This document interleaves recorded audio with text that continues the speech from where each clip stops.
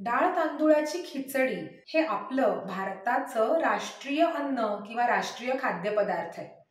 झटपट बनणारी ही खिचडी पौष्टिक तर असतेच, पण चवीला सुद्धा छान असते आणि सगळ्यांना आवडणारी असते। पण घरात जर का एखादी मधुमेही व्यक्ती असेल तर ती व्यक्ती मात्र ही खिचडी खाताना थोडीशी बिचकते, कारण या खिचडीमध्ये तांदूळ आहे आणि तांदूळ खाऊन मधुमेहींची रक्तातली साखर वाढते। मग असं आपल्याला काही करता येईल का की ही खिचडी बनवताना काही वेगळी पद्धत वापरता येईल का, किंवा यातले जे इन्ग्रेडियंट्स आहेत ते थोडे बदलून ही खिचडी करता आली तर, जेणेकरून रक्तातली साखर फार वाढू नये। चला बघूया आजच्या व्हिडिओमध्ये काय काय करता येईल। नमस्कार, मी डॉक्टर तेजस। जस्ट फॉर हार्टच्या यूट्यूब चॅनलवर तुमच्या सगळ्यांचं मनापासून स्वागत। डाळ तांदूळाची खिचडी किंवा मुगाची खिचडी घरोघरी बनते आणि खिचडी, पापड, कढी असा मेनू आपल्या सगळ्यांनाच आवडतो। ही खिचडी करताना मधुमेहींची रक्तातली साखर जर आपल्याला आटोक्यात ठेवायची असेल तर थोडेफार काही बदल करावे लागतात। त्यात काय बदल करायचे हे आपण आजच्या व्हिडिओमध्ये बघतोय। या खिचडीत प्रामुख्यानं दोनच पदार्थ असतात, एक म्हणजे तांदूळ आणि दुसरं म्हणजे डाळ। बहुतांशी मुगाची डाळ वापरतात, काही जण तुरीची पण वापरतात। तर ह्याचं प्रमाण जे असतं ते बऱ्याचदा 3:1 किंवा 2:1 असं वापरलं जातं। म्हणजे 3 वाट्या किंवा 2 वाट्या तांदूळ असेल तर 1 वाटी मुगाची डाळ घेतली जाते किंवा इतर कुठली डाळ घेतली जाते। आणि हे दोन्ही जे पदार्थ आहेत म्हणजे तांदूळ आणि डाळ हे साल काढलेले म्हणजे पॉलिश केलेले वापरले जातात बहुतांश करून। ह्या दोन्ही कारणांमुळे रक्तातली साखर वाढू शकते। म्हणजे एक तर तांदळाचं प्रमाण जास्त आणि दोन्ही इन्ग्रेडियंट्स हे पॉलिश केलेले म्हणजे साल काढलेले, म्हणजे फायबर्सचं प्रमाण कमी। जिथे कर्बोदक जास्त, फायबर्स कमी, तिथे रक्तातली साखर वाढणार आहे। मग याच्यावरती उपाय काय, म्हणजे ही खिचडी कशी आपण थोडीशी बदलून करू शकतो? तर पहिली गोष्ट म्हणजे हे दोन्ही इन्ग्रेडियंट्स आपण साली सकट वापरू शकतो। म्हणजे तांदूळ साली सकट म्हणजे ब्राऊन राईस, आणि डाळ साली सकट म्हणजे छिलका डाळ किंवा अख्खी तुम्ही कडधान्य पण डाळीच्या जागी वापरू शकता। याच्यामध्ये अख्खे मूग किंवा हिरवी सालीची डाळ किंवा अख्खे मसूर तुम्ही वापरू शकता या खिचडीमध्ये, मटकी अख्खी वापरू शकता किंवा बीन्स वापरू शकता किंवा काही कॉम्बिनेशन मध्ये हे डाळी कडधान्य सालासकट वापरू शकता। जेणेकरून जर का हे दोन्ही इन्ग्रेडियंट सालासकट असतील तर या खिचडीतलं फायबर्सचं प्रमाण वाढणार आहे आणि पर्यायानं रक्तातली साखर फार वाढणार नाही किंवा कमी वाढणार आहे तुलनेने।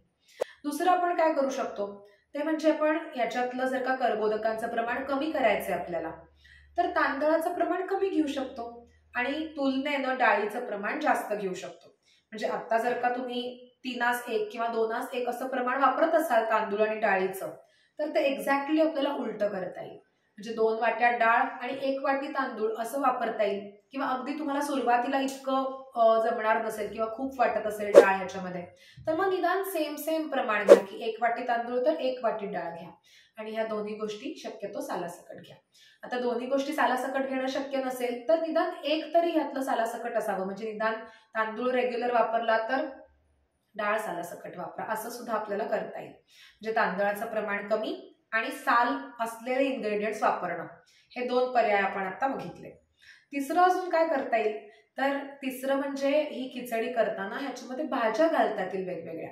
भाज्यांमध्ये तुम्ही खूप वेगवेगळी व्हरायटी याच्यामध्ये वापरू शकता। खरं तर खिचडी हा असा वर्सॅटाईल पदार्थ आहे की याच्यामध्ये आपण आपल्या मनाचे बरेच इन्ग्रेडियंट्स घालू शकतो आणि काही घातलं तरी ही खिचडी छानच लागते। भाज्यांमध्ये तुम्ही याच्यामध्ये छान दुधी भोपळा, गाजर किंवा काय अगदी फरसबी आहे, फ्रेंच बीन्स आहेत, कॅप्सिकम म्हणजे ढोबळी मिरची आहे, टोमॅटो कांदा आपण बऱ्याचदा घालतोच, अशी कुठलीही भाजी तुम्ही याच्यात चिरून घालू शकता। आणि पालेभाजी सुद्धा खिचडीमध्ये छान लागते। मेथी बारीक चिरून घातली, पालक बारीक चिरून घातला तरी सुद्धा खिचडीला एक छान वेगळा फ्लेवर आणि वेगळा रंग येतो। तर भाज्यांचं प्रमाण किती घ्यायचं तर मी सांगते की जेवढा डाळ तांदूळ आहे एकत्र मिळून तेवढंच भाज्यांचं प्रमाण घ्या। म्हणजे समजा आपण म्हणलं की तांदूळ 1 वाटी, डाळ 2 वाट्या, तर तुम्ही भाज्यांचं प्रमाण एकूण 3 वाट्या घ्याल, म्हणजे 1:2:3 असं प्रमाण झालं आपलं तांदूळ, डाळ आणि भाज्यांचं। तर भाज्या भरपूर घाला जेणेकरून खिचडीतलं फायबर्सचं शिवाय इतर व्हिटॅमिन्स मिनरल्सचं प्रमाण सुद्धा चांगलं राहील। याशिवाय खिचडीमध्ये आपण शेंगदाणे घालू शकतो। जेणेकरून खिचडीमधले अजून प्रोटीन्स थोडेसे वाढतील किंवा थोडेसे चांगले फॅट्स त्याच्यामध्ये वाढतील. पनीरचे तुकडे घालू शकता जेणेकरून पुन्हा एकदा प्रोटीन्स त्यातले थोडेसे वाढतील आणि एकूण तुमच्या पोटात जाणारी कर्बोदकं अजून तुलनेने कमी होतील आणि खिचडीचा ग्लायसेमिक इंडेक्स सुद्धा कमी होईल. शिवाय जेव्हा खिचडी खायची आपल्याला तेव्हा ताटामध्ये जेवढी खिचडी आहे त्याच्या बरोबरीने सॅलड हवं भरपूर. शिवाय ताटामध्ये दही, ताक किंवा कढी असू शकते. कढीमध्ये अर्थातच साखर वापरायची नाहीये आणि जर का असं खिचडी, सॅलड, कढी असं छान तुम्ही बेत केलात तर तो पुरेसा आहे जेवणाला. आणि याच्या बरोबर पोळी भाकरी घ्यायची नाहीये जेणेकरून कर्बोदकांचं प्रमाण अजून दुपटीने वाढणार नाही. तर खिचडी, कढी, सॅलड असाच मेनू ठेवायचा आहे आणि वाटलं तर सॅलडचं प्रमाण थोडं वाढवू शकता किंवा कढीचं प्रमाण, दह्याचं, ताकाचं प्रमाण तुम्ही जास्त घेऊ शकता. ह्याच्याबरोबर एखादं उकडलेलं अंड खायला हरकत नाही जे अंड खातात. तर अशा ट्रिक्स वापरून तुम्ही धान्याचं प्रमाण तुमच्या आहारातलं लिमिटेड ठेवू शकता आणि इतर इन्ग्रेडियंट्सचं किंवा इतर न्यूट्रिएंट्सचं प्रमाण वाढवून तुमची ओव्हरऑल शुगर मेंटेन ठेवू शकता खाल्ल्यानंतर. अजून एक ट्रिक म्हणजे ही खिचडी करताना तुम्ही तांदळाच्या जागी काही वेगळे धान्य किंवा काही वेगळे मिलेट्स पण वापरू शकता. म्हणजे तांदळापेक्षा ज्यांचा ग्लायसेमिक इंडेक्स कमी आहे असे घटक तुम्ही खिचडी करताना वापरू शकता. उदाहरणार्थ तांदळाच्या जागी तुम्ही दलिया वापरू शकता गव्हाचा. आता गव्हाचा ग्लायसेमिक इंडेक्स तांदळापेक्षा कमी आहे त्याच्यामुळे दलिया वापरून केलेली खिचडी, बाकी इन्ग्रेडियंट सेमच राहतील, यांनी रक्तातली साखर तुलनेने कमी वाढणार आहे.